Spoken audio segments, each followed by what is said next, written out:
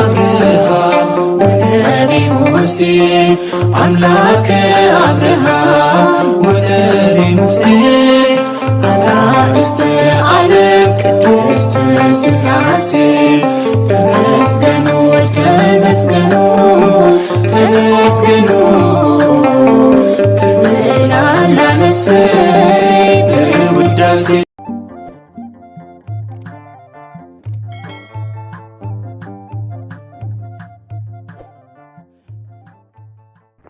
በስመ ሥላሴ በስመ አብ ወወልድ ወመንፈስ ቅዱስ አሐዱ አምላክ አሜን። ሰላም እግዚአብሔር አምላክ ምስኩላትኩም ይኹን። ስድራ እግዚአብሔር አምላክ ከመይ ሓዲርኩም? ኣነ እግዚአብሔር ይመስገን። ክብሪ ይስፋሕ መድኃኔዓለም ኣቦይ ልዑል እግዚአብሔር አምላኽና ክሳብ ሰዓት እዚኣ ትጸንሕ እስትንፋስ ዓዲሉ ብጸጋን ብጥዕናን ስለዝዓቀበናን ተጽናሕናን ክብርን ምስጋናን ኣምልኮን ውዳሴን ንዘለዓለም ንዑ ይኹኖ አሜን። ከምኡውን ነታረረተ ሊና ቅድስተ ቅዱሳን ንጽሕተ ንጽሐን ወላዲተ አምላክ እመብርሃን ወላዲተ አምላክ ቅዱስ ወዳ ብዝሃባ ክብርን ምስጋናን ንዘለዓለም ንዓ ይኹና። ከምኡውን ንኹሎም ቅዱሳና እግዚአብሔር አምላኽና ብዘኽበሮም መጠን ብዘኽበሮም ጸጋ በከከም መዓርጎም ክብርን ምስጋናን ንዘለዓለም ንዖም ይኹን አሜን። 25 ታሕሳስ ናይ ዕለቱ ስንክሳር ድሰምዕ ዘንብብ ፍቕሪ ጎይታ ኣብ ልቡ ይዕንብብ ሓለዋን ጸሎትን ናይ ቅዱሳን ደማ ይረክብ ዝክረ ጻድቅ ለዓለም ይሄሉ ዝኽሪ ናይ ጻድቅ ንዓለም ይዝነብር አሜን።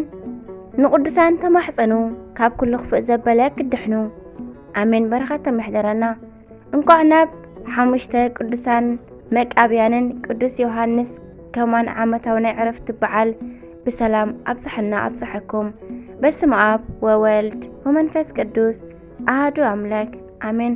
5 መቃብያን በረኸቶምን በረኸተንን ይሕደረና። እግዚአብሔር ሰማይን ምድርን 22 ስነ ፍጥረትን ፈጢሩ ንአዳም ገዛ ይገበሮ። ከምኡውን ብነፍሲ ህያው ገይሩ ብመንፈስ ቅዱስ አኽቢሩ ነቢይን ካህንን ገይሩ ብዘይካ ካብ ሓንቲ ዕፀ በለስ ኣብ ልዕሊ ኩሉ ፍጥረት አሰልጠኖ። አቡነ አዳም ግን ስሕተት ረኺብዎ ካብ ገነት ወፀ መከራን ፍዳን ረኸቦ። ድሕሪኡ ድማ ን100 ዓመት አልቂሱ ንስሓ ኣተወ። ጎይታ ድማ ንስሓ አቡነ አዳም ተቐቢሉ ካብ ጓልጓልካ ተወሊደ ከድሕነካ እየ ዝብል ተስፋ ድሕነት ድማ ሃቦ። ስለዚ ምኽንያት ድማ ን5500 ዓመታት ትንቢት ክንገር ሱባኤ ናብ ታሕቲ ክቁፀር ምሳሌ ድማ እንዳተመሰለ ነበረ። ካብ ሕያዋይ ፍጥረት አዳም ክሳብ ኖህ ደቂ ሴት ንእግዚአብሔር ብንጽህና ኮይኖም ኣብ ደብር ቅዱስ አምላኹ ቁሩብ ጸኒሖም ግን ስለ ዝተሓዋወሱ ምስ ደቂ ቃየል ብማየ ድምሳሴ ጠፍኡ። ብናይ ጻድቅ ሰብ ኖህ ዝተጀመረ ትውልዲ ድማ ንእግዚአብሔር ንምዝንጋዕ ጊዜ ኣይወሰደሎምን። ነገር ግን ካብ ዘርኢ ሴም ቁኑዕን ጻድቕን ዝኾነ ሰብ አብርሃም ተረኸበ።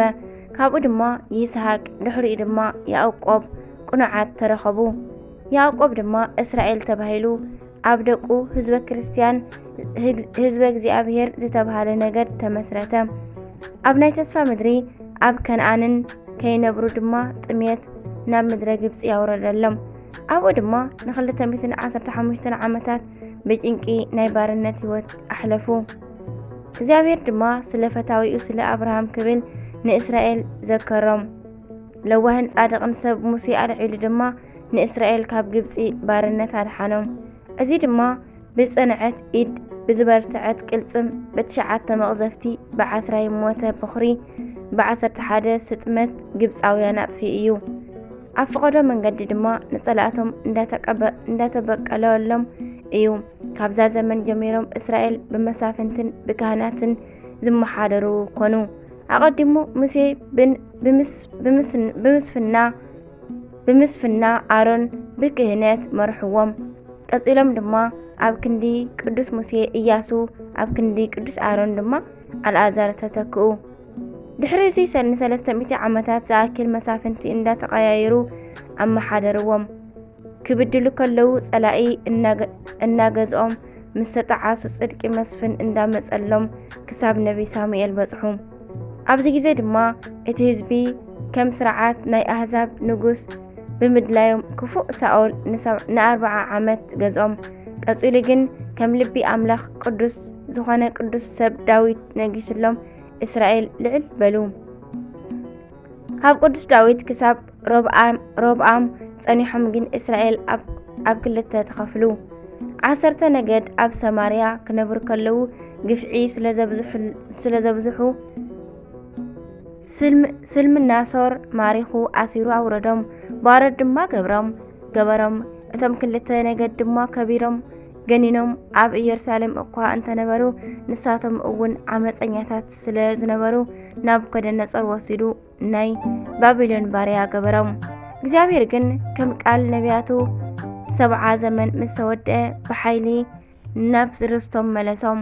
ኣብኡ ድማ ዘሩባቤል ዝበሃል ሕያዋይ ንጉስ ነጊስሎም ቤተ መንግስት ተሃኒፅሎም ነበሩ። ክፍኣት ግን መፈጸሚ ስለዘይብሎም ስለዘይነበሮ ድሕሪ ዘሩባቤል ቅኑዕ ንጉስ ክረኽቡ ኣይከኣሉን። እግዚአብሔር ግን ብምሕረቱን ምምጋቡን ስለዘይገድፍ ንኣልዓዛር ዝኣመሰሉ ሕያወት ካህናት እናተንስአ ሰብ ክሳብ ዝኾነላ መዓልቲ ያጽንሖም። በዚ ምክንያት ድማ እቲ ዘመነ ካህናት ተባሃለ። ኣብዚ ኣብ ውሽጢ ዘመነ ካህናት ድማ ልውህነቶም ዝተፈልጠሎም ግን ድማ መከራ ዝበዝሖም እስራኤላውያን ነበሩ። ብዙሕ ግዜ ዝጽውዑ መቃብያን ብዝብል ስም እዩ። ብያዕቆብ እስራኤል፣ ብዔቦር ዕብራውያን፣ ብይሁዳ ኣይሁድ፣ ብፋሬስ ፈሪሳውያን፣ ብሳዶቅ ሰዱቃውያን ከም ዝተባሃሉ ኩሎም እዚኣቶም ድማ ኣቦኦም ብመቃቢስ ምክንያት መቃብያን ተባሃሉ። ታሪኾም ሰፊሕን ኣብ መጽሓፈ መቃብያን ዝተጻሕፈን ክኸውን ከሎ ንሕና ግን ብሓፂሩ ሓንቲ ካብታ ታሪኽ ወጅልና ጥራይ ክንምልከት ኢና። ኣብቲ ዘመነ መቃቢስ ዝበሃል ሕያዋይ ሰብ 5 ወይ ከዓ 3 ኣወዳት ውላድ ንመቃብያን ወሊዱ ነበረ። እዚኣቶም ድማ ብመልክዕ እዚ ተሪፍኩም ዘይበሃሉ ብጠባይ ብጣዕሚ ዝተመስገኑ ብሓይሎሙ ጽንዓቶምን ዝተፈርሑ ነበሩ። ብፍላይ እቶም 3 ምስ ግሩማን ኣራዊት ኣንበሳን ድብን ተፈታቲኖም ዘሸነፉ ኣብ ኩናት ድማ ንጸላኢ ዘንበርከኹ ነበሩ። እዚ ኩሉ ዝተዋሃቦም ካብ እግዚአብሔር ከም ዝኾነ ይፈልጡ ስለ ዝነበሩ ንፈጣሪኦም ብንጹህ ልቢ የምልኽዎ የመስግንዎ ነበሩ። ኣብቲ ዘመን ድማ ሞዓባውያንን ሜዶናውያንን ነቲ ኣካባቢ የገብሩ ነበሩ። ብፍላይ ናይ ሞዓብ ንጉስ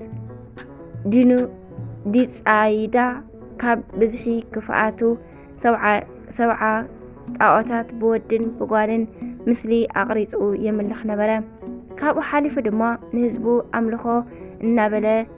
ኣምልኹ እናበለ ይህውኾም፣ ይቐጽዖም፣ ይቐትሎም እውን ነበረ።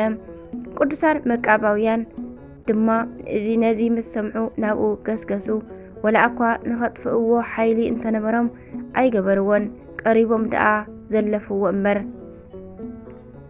ንሱ ድማ ንጣዖት ኣይነምልኽን ስለ ዝበሉ ናብ ኣንበሳ ደርበዮም። እቶም ኣናብስት ድማ ነቶም ቅዱሳን ሰጊዶም ኣብ ክንድኦም ነቶም ናይ ንጉስ ወተሃደራት በልዕዎም። ንጉስ ድማ ንሰለስቲኦም ናብ እስር ቤት ደርበዮም። ኣብዚ ግዜ ንኽልቲኦም ኣሕዋቶም መጺኦም ተሓወሱ። ቀጺሉ ድማ ን5ቲኦም ኣውፂኡ ብሴፍ ኣህረሞም። ምስ ተቐትሉ ድማ ናብ ማይ ደርበይዎም። ብእሳት ኣቃጺልዎም ነበረ እሞ ስለ ዘይኮነሉ ተቖጢዑ ከይተቐብሩ ክድርበዩ ኣዘዘ። ድሕሪ 14 መዓልታት ከዓ ናይዞም ቅዱሳን ኣካል ከም መብረቅ እናኣብለጭለጨ ተረኺቡ ብኽብሪ ከም ዝኽበር ኮነ። ዝተረፈ ታሪኾም ኣብ መጽሓፈ መቃብያን ዝተጻሕፈ ኣይኮነን። በረኸቶም ይሕደረና ኣሜን። ኣባ ዮሃንስ ከማ በረኸቶም ይሕደረና። ኣባ ዮሃንስ ከማ ድማ ቅዱስ ኣባ ዮሃንስ ከማ ኣብ ዘመነ ጻድቃን ብፍላይ ድማ ኣብ 500 ክፍለ ዘመን ካብ ዝተንስኡ ኣበው ሓደ እዩ። እዚ ቅዱስ ድንቂ ህይወት ስለ ዝነበሮ ኣብ ዜና ኣበው ብስፍሓት ተጠቒሱ ኣሎ። መጽሓፈ ስንክሳር ከማ ንዝብል ቃል ከማ ብሂል ከማ ማለት እዩ ይብል። ካም ዝብል ቃል ድማ ብዙሕ ግዜ መልክዖም ጽልም ንዝበሉ ሰባት ዝወሃብ ስም እዩ። ምናልባት ናይ ቀደም ናይ ኢትዮጵያ ግዝኣት ኣብ ዝነበረ ኣብ ደቡብ ግብፂ ዝነበረ ኣቦ ከም ዝኾነ ናይ ዘርኢ ሓረጉ ካብ ኢትዮጵያ ዝተመዘዘ ክኸውን ከሎ ከም ዝኽእል የመን። እዚ ቅዱስ ብስፍሓት ዝፍለጥ ብድንግልና ህይወት እዩ። ቅኑዓት ቤተሰቡ ብስርዓት ኣዕበይዎም ከነመርዕወካ በልዎ እሞ እምቢ እንተበሎም ንበይኑ ወዶም ስለ ዝኾነ ክሓዝንሉ እዮም። ደስትኡ ንቤተሰቡ ሰዊኡ ብተኽሊል ተመርዓወ። ንሱ ዝደልዮ ግን ብድንግልና ምንባር ስለ ዝኾነ ጥበበኛ እግዚአብሔር ሰበይቱ ዝተቐደሰት ከም እትኸውን ገበራ። ኣብ መርዕኦም ናይ ምሸት ቅዱስ ዮሃንስ ከማ ነታ ጽብቕቲ መርዓት ብድንግልና ክነብሩ እንተሓተታ ብደስታ ነብዐት። ምክንያቱ ንሳውን ዝተመርዓወት ንቤተሰብ ንምሕጓስ እምበር ፍቓዳ ብድንግልና ምንባር ስለ ዝነበረ እዩ። ክልቲኦም ድማ ስለ እቲ ዝገበረሎም ንፈጣሪ እናኽበሩ ናይ ድንግልና ህይወትን ተጋድሎን ቀጸሉ። እዞም ቅዱሳን ኣብ ሓንቲ ዓራት እንዳደቀሱ ንሓንቲ ምንጻፍ እንዳኣንጸፉ ሓንቲ ልብሲ ድማ ብሓንሳብ ለቢሶም እንዳሓደሩ ንድንግልናኦም ሓለዉ። ኣምላከ ድሜጥሮስ ድማ ንቅዱስ መልአኩ ልኢኹሎም ኣብ ማእከሎም ይሓድር፣ ክንፉ ድማ የልብሶም ነበረ። ንኽብሮም መንታን ክግለጽ ኣብ ማእከል ቤቶም ዓብዪ ገረብ ብዘይ ወላ ሓደ ተኻልነት ኣብቆለ። ኣብዚ ግዜ ግን ቅዱስ ዮሃንስ ከማ ነታ ድንግል ሰበይቱ ናብራ ናይ ከተማ ይእከለና ናብ በረኻ ንኸይድ በላ። ንሳ ድማ ፍቓደይ እዩ ድሌትካ ድሌተይ እዩ በለቶ። ስለ ዝበለቶ ንዓኣ ናብ ናይ ደናግል ገዳም ኣእትዩ ንሱ ናብ ገዳመ ኣስቄጥስ ተጓዓዘ። እዛ ቅድስቲ ኣቐዲማ ጸጋኡ በዚሑላ ስለ ዝነበረ ንድውያን ትፈውስ ነበረት። ናይቲ ገዳም እመምኔት ኮይና ድማ መሪሓ ብኽብሪ ዓረፈት።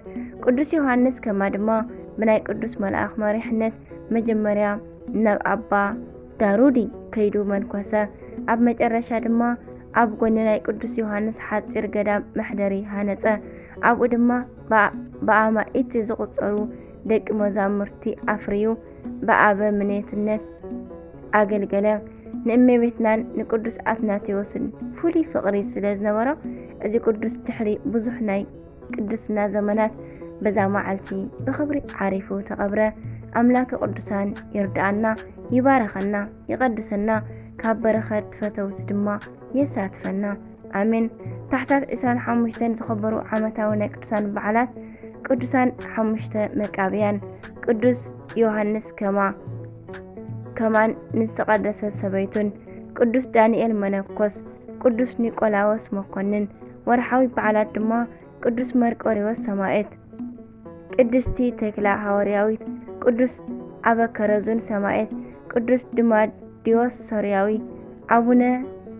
አቡነ አቢብ አባ ቡላ፣ ቅዱስ አባ አቡፋና ጻድቅ፣ ዓቢ አባ ቢጻርዮን ገዳማዊ። አሜን።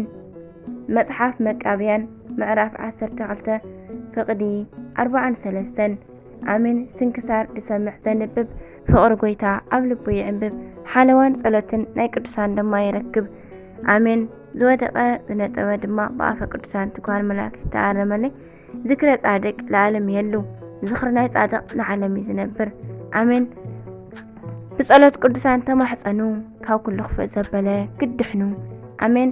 ወስብሐት ለእግዚአብሔር ወለወላዲቱ ድንግል ወለመስቀሉ ክቡር። አሜን አሜን። ለይኩን